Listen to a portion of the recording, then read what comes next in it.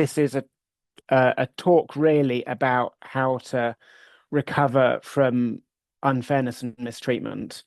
And the way to do that is really simple. It's about letting go of resentment. And the body has a natural healing process, and I think it works really the same for both physical and kind of emotional wounds. But it's most clearly understood if you think of a physical injury, because we can kind of see that. So, and as I said, resentment happens when there is an injustice gap.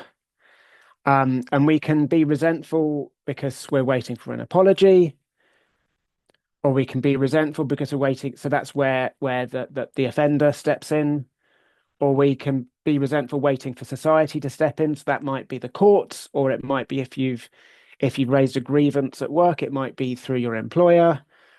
And then resentment can also be waiting for revenge. So some of us normally we fantasize about this rather than doing it, but we like having that injustice put right. But here's where the problem lies. So the problem is not in resentment, it's what is needed to keep resentment in place. And to stay resentful, we need to stay angry. Because if there's no anger firing the resentment will just die down. But to stay angry, we need to stay in pain. And this is where the problems start to come. Because to stay in pain means that we artificially interrupt the body's natural healing process. So if you think about it in with a physical wound, it will get stuck at the clotting stage, and it's like we're deliberately keeping our finger in the wound and preventing it from healing, in order to stay angry, in order to stay resentful. So we don't realize that we're holding up our natural healing process by being resentful. So there's this people often say this is an ancient quote or it's a quote from Nelson Mandela. But actually this quote is not very old. It comes from the 1980s. No one knows who came up with it. But resentment is like drinking poison and expecting someone else to die. Um, and then the very opposite of resentment, the technical word for letting go of resentment is forgiveness. Um, and of course, forgiveness is quite a loaded word. Um, many of us have different understandings of it, and I'm going to address some of the misunderstandings of forgiveness in the rest of this talk. And so forgiveness brings us three things really. First of all, it brings us peace. So as we let go of the pain and anger, we're no longer carrying that burden on our back of anger and resentment. So we kind of it gives us a sense of inner peace. The second thing, and this is particular links to the what resentment does, is it makes us strong. Because the things that typically get damaged, I mean, all sorts of things get damaged in workplace abuse, but the things that most commonly get damaged are self-confidence, trust in others, not trust in the person that have harmed us, because that would be stupid, but trust in our colleagues and trust in others, that can get damaged, and our positivity. And if we stay resentful, we're keeping the wound from healing and we're preventing those damaged qualities from recovering.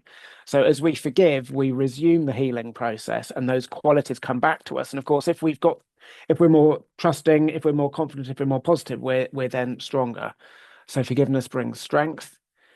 And these are some of the things that my clients come up with. So I keep a record of what they say they've recovered, and you can say confidence and trust are the biggest, but all sorts of other things like happiness, joie de vivre, and brightness, kindness, problem-solving ability, the ability to be intellectually open, peace of mind, and intellectual clarity. So there are all sorts of things that qualities that can get returned. But I think the main ones are confidence, trust, and positivity. And then finally, forgiveness gives us hope. So when we are resentful, our attention and our focus is on the pain and injustice, the very real pain and injustice of the past.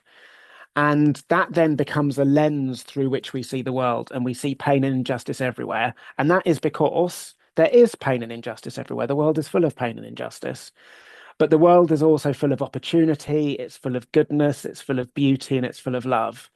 And when we're focusing on the pain and injustice, we miss all those good things.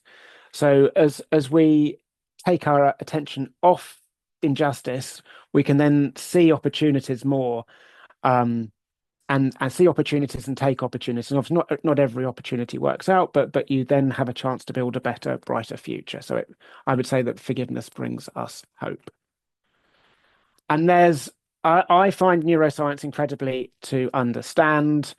There is kind of a few little bits of neuroscience on research this year, and what they found is that when they scanned people's brains whilst they were thinking about a harm that could have been caused to them, and then if they stayed resentful, they scanned that, and if they were going to be forgiven, they scanned that. And what they found is when people were forgiving, it activated the part of the brain where we called the prefrontal cortex, which is where what helps us make sensible decisions. And it reduced and activity reduced in the amygdala, which is the pain part of the brain. And what happens is as we go over and over in resentments, we have neural pathways that connect to the amygdala and those receptors, and as those go again and again, those pathways become stronger and stronger. And then forgiveness is a bit weird. In some ways, it kind of confounds the neuroscience, is that when we forgive, it's almost like that neural pathway no longer exists. So it's been like the go-to thing again and again and again, and it suddenly no longer becomes the go-to route in the brain. And one person who knows neuroscience better than me that says that it reprograms the amygdala and the receptors dissolve into the amygdala. I'm sure that's not exact science, but it's a good way of understanding it. But I need to have as I think that forgiveness is a really good thing and letting go of resentment is a really good thing, there is a caveat, and that forgiveness without boundaries can be toxic.